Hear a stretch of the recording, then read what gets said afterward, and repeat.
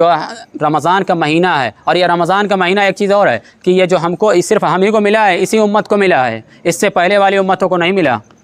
کسی ملا تھا، کسی کو 1 روزہ، کسی کو 2 روزہ، کسی کو نہیں بھی ملا، ایسے بھی حالات آئے. لیکن یہ امت محمدیہ کو پورا ایک مہینہ ملا ہے رمضان کا، جو کہ اللہ تعالیٰ نے پہلے عشرے کو رحمت کر دیا، دوسرے عشرے کو مغفرت کر دیا، تیسرے عشرے کو آگ سے خلاصی کا کر دیا.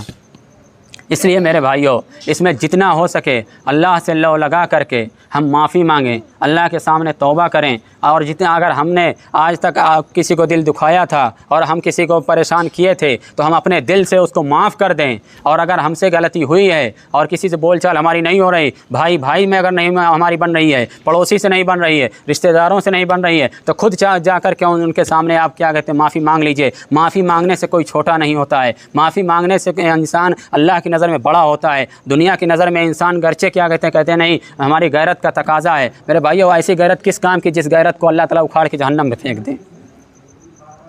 یہ غیرت کس کام کی ہے؟ تو اس لیے جو ہے آج تک ہم کسی سے لڑے تھے، جھگڑے تھے، تو اس کو ہم معاف کر دیں اور یہاں سے عزم کر کے اٹھیں. یہ عزم کر کے یہاں سے آج اٹھیں کہ جو ہم نے جس طریقے سے آج تک نماز اور تراویح پڑھی ہے، آئندہ انشاءاللہ جتنی تراویح ہمارے سامنے باقی ہیں ان کو میں اسی طریقے سے باجماعت پڑھوں گا. ہے ہم سب ارادہ کرتے ہیں انشاءاللہ کہ آگے جتنے بھی تراویح ہمارے سامنے 14-15 تراویح باقی ہیں ان کو میں تکبیر اولیٰ کے ساتھ باجماعت ادا کروں گا. اللہ کے گھر میں بیٹھ کے ہم سب وعدہ کر رہے ہیں. سوچ لیجئے، یہ اللہ سے وعدہ ہو رہا ہے. اگر کیا کہتے ہیں کسی نے تراویح چھوڑی تو یہ اللہ کا سے دھوکہ دھڑی ہے.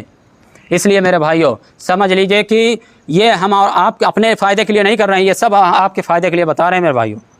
یہ سب یہ اس میں میرا بھی فائدہ ہے، آپ کا بھی فائدہ ہے. اگر آپ پڑھتے ہیں تو میرا اس میں کوئی ذاتی فائدہ نہیں ہے، آپ پڑھیں گے تو آپ کا فائدہ ہے. اس لیے میرے بھائیوں اللہ سے جو وعدہ کرو اس کا پورا کرو، جو اس وعدے کو کرو اس کو پورا کرو.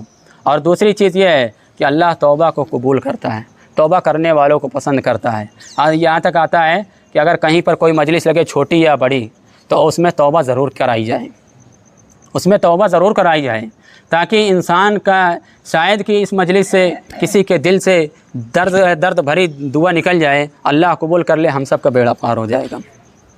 اس لیے میرے بھائیوں ہمارے ساتھ آپ سب کہیے یا اللہ میری توبہ. کہیے زور سے سب لوگ، یا اللہ میری توبہ، یا اللہ میری توبہ. اللہ ہم سب کی توبہ کو قبول فرمائے.